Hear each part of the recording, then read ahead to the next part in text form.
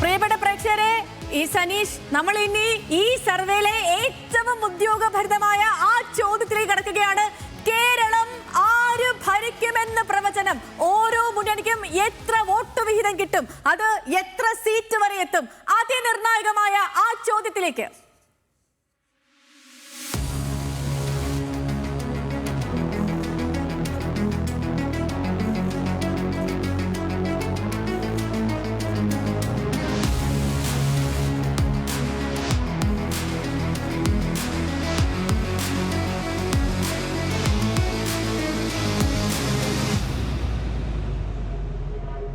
വളരെ വളരെ പ്രധാനപ്പെട്ട കണക്ക് ഇതാ. നമ്മുടെ പ്രവചനത്തിൽ ഏറ്റവും പ്രധാനപ്പെട്ട കണക്ക് വന്നിരിക്കുന്നു. സീറ്റ് കണക്കും വോട്ട് ശതമാനവും വന്നിരിക്കുന്നു LDFിന്റെയും UDFിന്റെയും.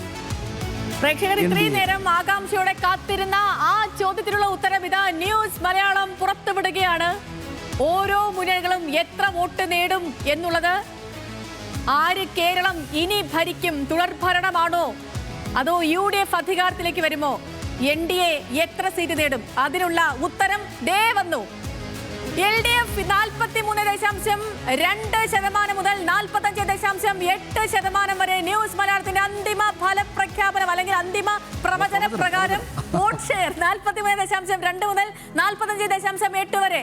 UDF 40 മുതൽ 42.2, NDA 11.8 മുതൽ 14.2, അതേഴ്സ് 1 മുതൽ 2 വരെ.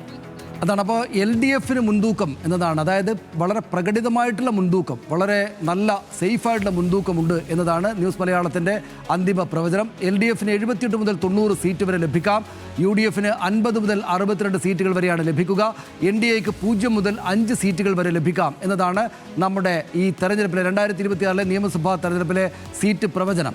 LDFിന് 78 മുതൽ 90 വരെ, UDFിന് 50 മുതൽ 62 വരെ, NDAക്ക് 5 സീറ്റുകൾ വരെ ലഭിക്കാം എന്നതാണ് ആ പ്രവചനം. അതായത് തുടർഭരണം പ്രവചിച്ചിരിക്കുന്നു. 78 മുതൽ 90 സീറ്റുകൾ നേടി പിണറായി 3.0. അതെ, യെസ്. ഇനി നോക്കൂ പ്രിയപ്പെട്ട പ്രേക്ഷകരെ, LDFിന് മുന്നേറ്റം ഉണ്ടാകുമെന്ന് ഈ സർവേ പ്രവചിക്കുമ്പോൾ അത് ഏതൊക്കെ മേഖലകളിൽ നിന്നാണ് കൂടുതൽ സീറ്റ് കിട്ടുക, UDFിന് തിരിച്ചടിയാകുന്ന മേഖലകൾ ഏതാണ്, അതിന്റെ കണക്കിലേക്കാണ് പ്രേക്ഷകരെ കൂട്ടിക്കൊണ്ടു പോകുന്നത്. നോക്കൂ, മേഖല തിരിച്ച് വടക്ക് മധ്യ തെക്ക് മേഖലകൾ തിരിച്ച് ന്യൂസ് മലയാളം കൃത്യമായി പ്രേക്ഷകരിലേക്ക് ആ കണക്കെത്തിക്കുകയാണ്. LDFിന് വടക്ക് നിന്ന് 48 മുതൽ 49.6 വരെയാണ് വോട്ട് ഷെയർ വരുന്നത്. UDFിന് വടക്ക് നിന്ന് 41 മുതൽ 41.8 മുതൽ 43.4 വരെയാണ് വോട്ട് ഷെയർ. NDAക്ക് വടക്കൻ കേരളത്തിലെ വോട്ട് ഷെയർ 6 മുതൽ 7.6 വരെയാണ്. അതേഴ്സ് 1 മുതൽ 1.6 മുതൽ 2 വരെ അതേഴ്സ് മറ്റ് മുന്നണികൾക്കുമുണ്ട്. ഇനി മധ്യ കേരളത്തിലേക്ക് വരുമ്പോൾ കാര്യങ്ങൾ വീണ്ടും മാറുന്നു. കാര്യങ്ങൾ എങ്ങനെ മാറുന്നു? LDF അവിടെ 41.2 മുതൽ 42.6 വരെയാണ് LDFിനുള്ള വോട്ട് ഷെയർ. ഇനി UDFിലേക്ക് വരുമ്പോൾ 43.1 മുതൽ 44.5 വരെ. മധ്യ കേരളം UDFിനൊപ്പം എന്ന് മനസ്സിലാക്കാം. ഇനി മധ്യ കേരളത്തിൽ NDA മുന്നേറ്റം എങ്ങനെയാകും?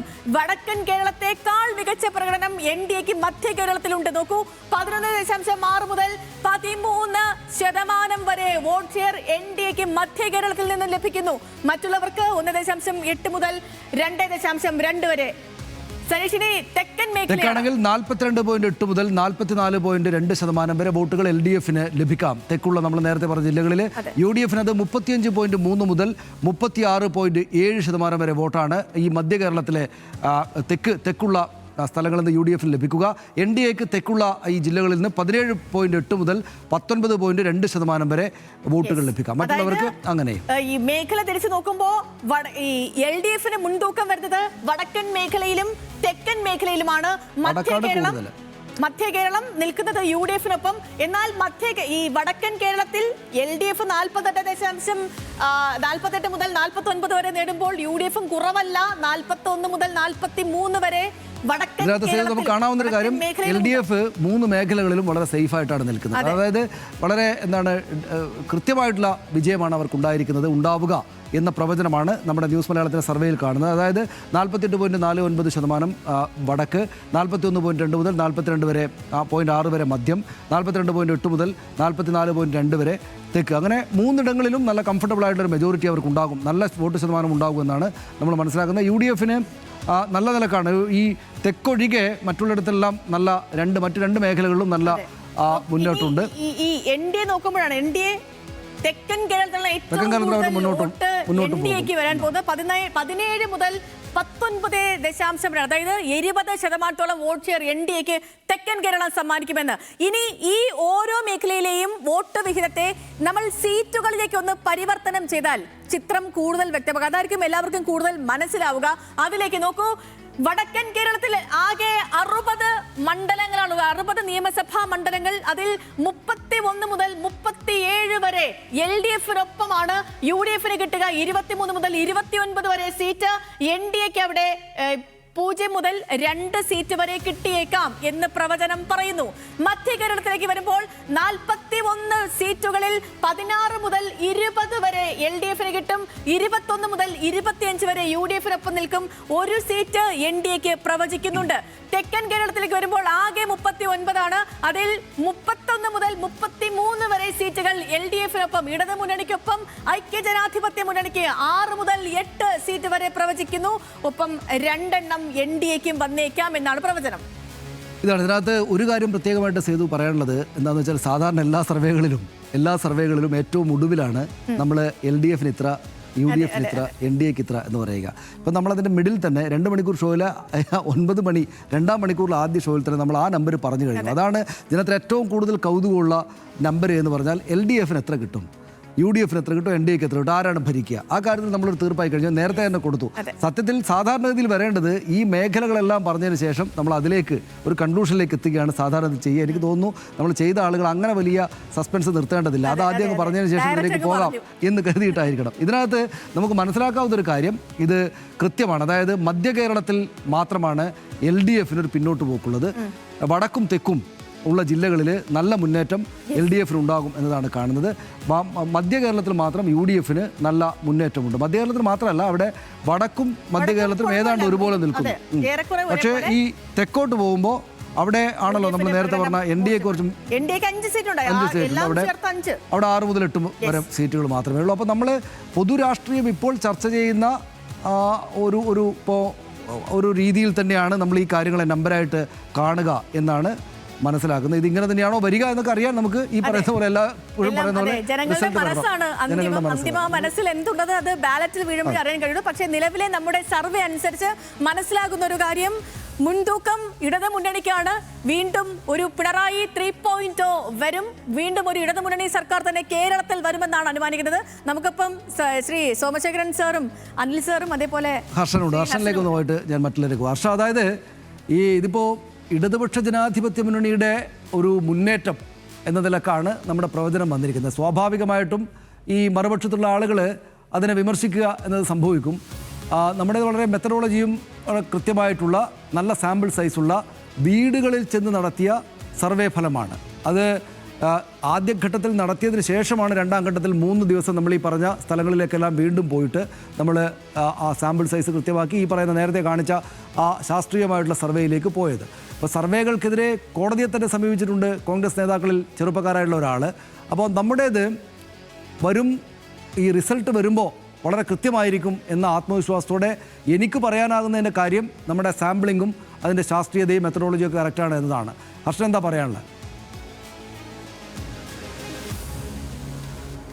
അല്ല, തീർച്ചയായും നമ്മൾ കഴിഞ്ഞ സർവേ ഉണ്ടല്ലോ, ആദ്യഘട്ട സർവേ ചെയ്യുമ്പോൾ തന്നെ നമുക്കൊരു ട്രെൻഡ് നമുക്ക് മനസ്സിലാക്കാൻ, അതായത് എങ്ങനെയായിരിക്കും ഇതിൻ്റെ ഒരു ഗതി എന്നുള്ളത് മനസ്സിലാക്കാൻ കഴിഞ്ഞിരുന്നു. പക്ഷേ ഈ 2-ാം ഘട്ട സർവേ പൂർത്തിയാകുമ്പോഴാണ് കൃത്യമായി എങ്ങനെയാണ് കേരളം വിധിക്കാൻ സാധ്യത, അങ്ങനെ തന്നെയാണല്ലോ ഇപ്പോഴും പറയേണ്ടത്. ഇതിൽ എററുണ്ട്, ഒരു നിശ്ചിത ശതമാനം എററൊക്കെ വന്നേക്കാം.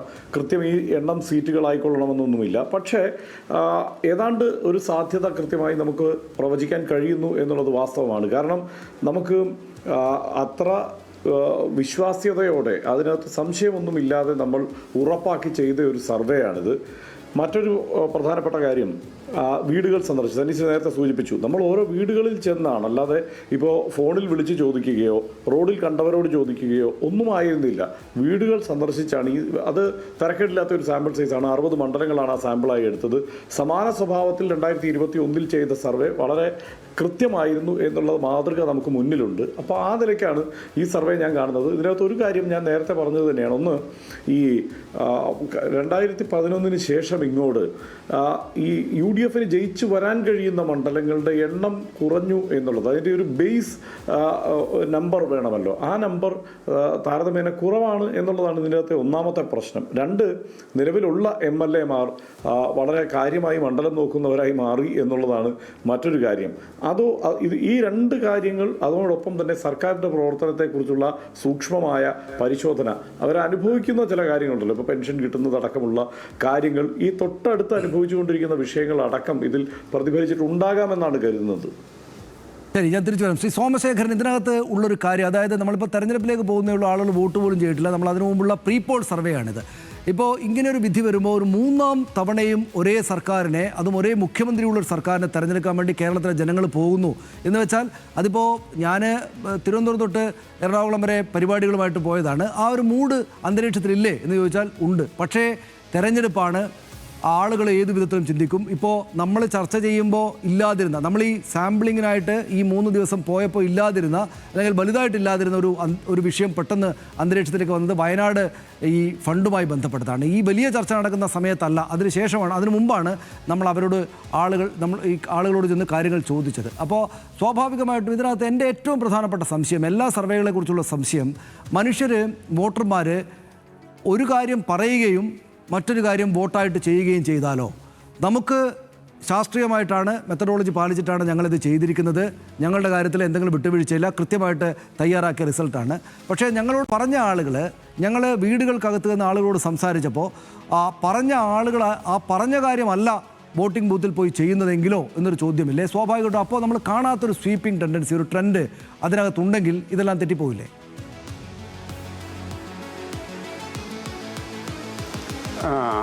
അതായത് അത് നമ്മൾ യഥാർത്ഥത്തിൽ വിശകലനം ചെയ്യുമ്പോൾ, അല്ലെങ്കിൽ അനാലിസിസ് ചെയ്യുമ്പോഴാണ് ശ്രദ്ധിക്കേണ്ടത്. അതായത് നമ്മൾക്ക് കിട്ടുന്ന ഓരോ അഭിപ്രായങ്ങളും ആ ചോദ്യാവലിയിലെ മറ്റ് ചോദ്യങ്ങളുമായി താരതമ്യപ്പെടുത്തി ഏതെങ്കിലും തരത്തിൽ അവരുടെ ആ ഉത്തരം വിശ്വസനീയമല്ല എന്ന് തോന്നിയാൽ അത് അനാലിസിസിന് അത് പ്രതിഫലിക്കണം. അപ്പോൾ ഒരു രീതി അതാണ്. അതായത് നമ്മൾ ഏത് തരത്തിലുള്ള ഒരു ബയാസും, അതായത് അത് റെസ്പോൺസിലാകാം, അവരുടെ പ്രതികരണത്തിലാകാം, അല്ലാതെ ഉണ്ടാകുന്ന സാമ്പിളിങ്ങിൽ വരുന്ന ചെറിയ വേരിയേഷനൊക്കെ ഉണ്ടായാൽ അത് കുറേയൊക്കെ അനാലിസിസ് സമയത്ത്, വിശകലനം ചെയ്യുന്ന സമയത്ത് നമ്മൾക്ക് ഒഴിവാക്കാൻ പറ്റും. അപ്പോൾ അങ്ങനെയാണ് കറക്റ്റ് അത് ചെയ്യാൻ പറ്റുക. എങ്കിലും തീർച്ചയായിട്ടും ഒരു എറർ പെർസെൻ്റ് ഉണ്ടാകും. ആ എറർ പെർസെൻ്റ് ആയിരിക്കണം ഈ ഇൻ്റർവെൽ ഇങ്ങനെ വന്നിരിക്കുന്നത്. പിന്നീട് നമ്മളിത് നോക്കിക്കഴിഞ്ഞാൽ ഇപ്പോൾ വടക്കും തെക്കും വന്നാൽ 2021 ഇലക്ഷൻ്റെ ഒരു ട്രെൻഡാണ്. പക്ഷേ ഇടതുപക്ഷ മുന്നണിക്ക് ചെറുതായി സീറ്റ് കുറയുന്നു എന്നാണ് കാണുന്നത്, നേരത്തെ 2021 താരതമ്യപ്പെടുത്തുമ്പോൾ. അതേപോലെ മധ്യമേഖല എടുത്തു കഴിഞ്ഞാൽ UDF-ന് നല്ലൊരു മേൽക്കോയ്മയും ഇതിനകത്ത് കാണുന്നുണ്ട്. പിന്നീട് ഈ വോട്ടിംഗ് ശതമാനം വെച്ചിട്ട് നമ്മൾ താരതമ്യപ്പെടുത്തി കഴിഞ്ഞാൽ ഏതാണ്ട് ഈ പറയുന്ന സീറ്റ് വോട്ട് ഷെയറും തമ്മിൽ നീതി പുലർത്തുന്നതാണ് കാണാൻ കഴിയുക. പിന്നെ മറ്റൊരു ഇഷ്യൂ എന്താണെന്ന് വെച്ച് കഴിഞ്ഞാൽ, ഇപ്പോൾ നേരത്തെ നമ്മൾ പറഞ്ഞതിനകത്ത് എനിക്ക് തോന്നുന്നു ഒരു തിരുത്തിൻ്റെ ആവശ്യമുണ്ട്. നമ്മൾ രണ്ടാമത് പറഞ്ഞതിൽ ഈ സർക്കാരിനെ കുറിച്ചുള്ള വിലയിരുത്തൽ, മറ്റ് കുറേ കാര്യങ്ങൾ രണ്ടാമത് പറഞ്ഞത്, എനിക്ക് തോന്നുന്നു ആ ചോദ്യം അവർ ഈ തിരഞ്ഞെടുപ്പ് സമയത്ത് അല്ലെ പ്രചരണ സമയത്ത് അവർ ഉയർന്ന് കേട്ട, അവർ ശ്രദ്ധിച്ച വിഷയങ്ങളാണെന്ന് തോന്നുന്നു. അപ്പോഴത് വളരെ സിഗ്നിഫിക്കൻ്റായ ഒരു കാര്യമാണ്. ഏറ്റവും കൂടുതൽ ആളുകൾ ശ്രദ്ധിക്കപ്പെട്ട പ്രചരണ വിഷയമാണ് സർക്കാരിനെക്കുറിച്ചുള്ള വിലയിരുത്തൽ. അപ്പോൾ നമ്മളുടെ സാമൂഹ്യ മാധ്യമങ്ങളിലുമൊക്കെ പല കോലാഹലങ്ങളും നടക്കുമ്പോഴും യഥാർത്ഥത്തിൽ ജനങ്ങൾ കൂടുതൽ സർക്കാരിൻ്റെ വിലയിരുത്തലുകൾ അവരെ സ്വാധീനിക്കുന്ന ഘടകങ്ങളിലാണ് കൂടുതൽ ശ്രദ്ധിക്കുന്നത്. ബാക്കിയുള്ള നമ്മളീ പറയുന്ന പല കോലാഹലങ്ങളും ഈ ബഹളങ്ങളുമൊക്കെ ജനങ്ങളുടെ വോട്ടിംഗ് ബിഹേവിയറിൽ കാര്യമായ സ്വാധീനം ചെലുത്തുന്നില്ല എന്നാണ്. ഇപ്പോൾ കേരളത്തിലെ ജനങ്ങൾ പൊതുവേ നേരത്തെ തന്നെ തീരുമാനം എടുക്കുന്നവരാണ്. വളരെ കുറച്ച് പേർ മാത്രമേ അന്ത്യനിമിഷങ്ങളിൽ തീരുമാനം മാറ്റുന്ന സ്വഭാവമുള്ളൂ. അതുകൊണ്ട് എനിക്ക് തോന്നുന്നത് ഇത് ഏകദേശം ശരിയാണ് എന്നുള്ള രീതിയിൽ തന്നെയാണ് ഈ വോട്ടിംഗ് പെർസെൻറ്റേജും ഈ സീറ്റ് നിലയും തമ്മിൽ താതാമ്യം പ്രാപിക്കുന്നതാണെന്നാണ് കാണാൻ കഴിയുന്നത്. അതാണ്. അപ്പോൾ ആ നിലക്ക് LDF-ന് സന്തോഷിക്കാവുന്നൊരു വിധിയാണ് ജനങ്ങളുടെ ഭാഗത്തുനിന്ന് വരിക എന്നതാണ് ന്യൂസ് മലയാളം സർവേയുടെ ഫലമായിട്ട് നമ്മൾ കാണുന്നത്. സേതുവിന് അനിലിനോട് ചോദ്യമുണ്ടോ? ഞാൻ സോമശേഖരൻ സാറ് പറഞ്ഞതിന്റെ തുടർച്ചയായിട്ട് ചോദിക്കാം. ശ്രീ അനിൽ, ഇപ്പം നമ്മൾ ഈ വോട്ടിംഗ് പാറ്റേണും ഈ ഡീറ്റെയിൽസും ഒക്കെ പരിശോധിക്കുമ്പം തെക്കൻ കേരളം ഇപ്പം ഭരണ തുടർച്ച പ്രഖ്യാപിക്കുന്നതിൽ തെക്കൻ കേരളം ഇടത് മുന്നണിക്കൊപ്പമാണ്. ഇപ്പം ടീം UDF 100 സീറ്റുമായിട്ടൊക്കെ അധികാരത്തിൽ വരണമെങ്കിൽ തെക്കൻ കേരളത്തിൽ ഇപ്പോൾ നിലവിലുള്ളത് 13-1. അത് നിശ്ചയമായും മാറിയേ മതിയാവുകയുള്ളൂ. പക്ഷെ നമ്മുടെ സർവേ അനുസരിച്ച് പരിശോധിക്കുമ്പോൾ അത് വലിയൊരു മാറ്റം അതിന് കാണുന്നില്ല എന്നുള്ളതാണ്. അപ്പോൾ എന്തായിരിക്കും തെക്കൻ കേരളത്തെ ഈ രീതിയിൽ ചിന്തിക്കാൻ പ്രേരിപ്പിച്ച ഘടകങ്ങൾ എന്ന് അങ്ങേക്ക് തോന്നുന്നത്?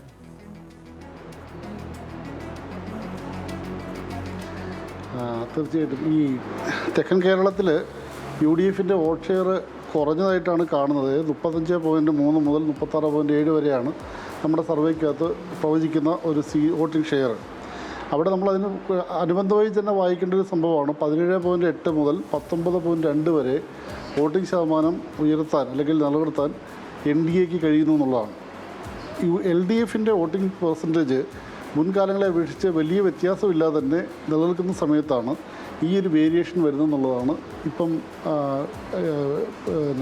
ഇവിടെ ഉയർത്തിയ ചോദ്യത്തിലുള്ള ഒരു പ്രധാനപ്പെട്ട ഒരു ഘടകമായി കാണുന്നത്. നമുക്ക് മറ്റ് ചോദ്യങ്ങളുടെ ഭാഗമായിട്ട് നോക്കുമ്പം ഈ നമ്മുടെ സർവേയുടെ പല ചോദ്യങ്ങളിലും നമ്മൾ വിശകലനം ചെയ്തപ്പോൾ കണ്ട അതേ ട്രെൻഡ് തന്നെയാണ് തുടക്കം മുതൽ നമ്മൾ ചർച്ച ചെയ്ത വിവിധ വിഷയങ്ങളിലുള്ള അതേ ട്രെൻഡ് തന്നെയാണ് ഇപ്പം ഈ ഒരു അന്തിമമായിട്ടുള്ള പ്രവചന രംഗത്തും ഇപ്പം നിലനിൽക്കുന്നതാണ് ഒറ്റ നോട്ടത്തിൽ നമുക്ക് മനസ്സിലാക്കാൻ കഴിയുന്നത്. അതാണ് നമ്മൾ അത് അനിൽ പറഞ്ഞ വളരെ പ്രധാനപ്പെട്ട കാര്യമാണ്. നമ്മൾ ടോട്ടലി പരിശോധിക്കുമ്പോൾ ഇന്നത്തേത് മാത്രമല്ല, കഴിഞ്ഞ ദിവസങ്ങളിൽ നമ്മൾ ഒന്നാം ഘട്ടത്തിൽ കൊടുത്ത പ്രീപോൾ സർവേയുടെ ചോദ്യത്തിൻ്റെ ഉത്തരങ്ങളും ഇപ്പോൾ വന്നിരിക്കുന്ന ഈ പറയുന്ന പ്രായത്തിൻ്റെയും ജെൻഡറിൻ്റെയും ഒക്കെ ആനുപാതികമായിട്ട് വന്ന അഭിപ്രായ പ്രകടനങ്ങളും ശ്രീ സോമശേഖരൻ സാർ ഇപ്പോൾ പറഞ്ഞിരിക്കുന്ന ഈ സർക്കാരിൻ്റെ പ്രവർത്തനങ്ങളാണ് ഏറ്റവും കൂടുതലായിട്ട് അവർ കേൾക്കുകയും അവരതിന്മേലാണ് വിലയിരുത്തൽ തീരുമാനമെടുക്കുക എന്നതുകൂടെ പരിശോധിച്ചാൽ കൃത്യമായിട്ടാണ് ഈ നമ്പർ വന്നിരിക്കുന്നത്. യെസ്. അപ്പോൾ പ്രിയപ്പെട്ട പ്രേക്ഷകരെ, നമ്മൾ ഈ കണക്ക് എന്താണ്, അന്തിമ കണക്ക് എന്താണ് എന്ന കാര്യം അറിഞ്ഞിട്ടുണ്ട്. എന്താണ് നമ്മുടെ പ്രീപോൾ സർവേ വഴി അറിയാൻ കഴിഞ്ഞ കാര്യമെന്ന് പ്രേക്ഷകരെ കൃത്യമായി അറിയിച്ചു. അന്തിമ ചിത്രമല്ല, ന്യൂസ് മലയാളത്തിന്റെ പ്രീപോൾ സർവേ ഫലത്തിന്റെ അടിസ്ഥാനത്തിൽ നമ്മൾ പറയുന്നു 78 മുതൽ 90 സീറ്റ് വരെ നേടി ഇടത് മുന്നണി സർക്കാർ വീണ്ടും അധികാരത്തിലേക്ക് വരുമെന്ന്. അതിന് തൊട്ട് താഴെ UDF 50 മുതൽ 62 സീറ്റ് വരെ നേടും. UDF NDA 5 സീറ്റ് വരെ തുറക്കും. 5 സീറ്റ് വരെ പലയിടങ്ങളിലായി തുറക്കുമെന്നും പറയും. ഇതാണ് നമുക്ക് മേഖലകൾ തിരിച്ച് ആദ്യം തന്നെ നോക്കാം. വടക്ക് 48 മുതൽ 49 പോയിന്റ്, ഇത് വോട്ട് ശതമാനമാണ്. 48 മുതൽ 49.6% വരെ വടക്ക് LDF വോട്ട് ശതമാനം നേടാം. മധ്യ കേരളത്തിലെ ജില്ലകളിൽ 41.2 മുതൽ 42.6% വരെ വോട്ട് അവർ കരസ്ഥമാക്കും. തെക്ക് ജില്ലകളിൽ 42 മുതൽ 42.8 മുതൽ 44.2% വരെ വോട്ടുകൾ LDFന് കിട്ടും. UDFനാണെങ്കിൽ വടക്ക് 41.8% മുതൽ 43.4% വരെ, മധ്യ കേരളത്തിലാണെങ്കിൽ 43.1 മുതൽ 44.5% വരെ വോട്ട് അവർക്ക് കിട്ടും.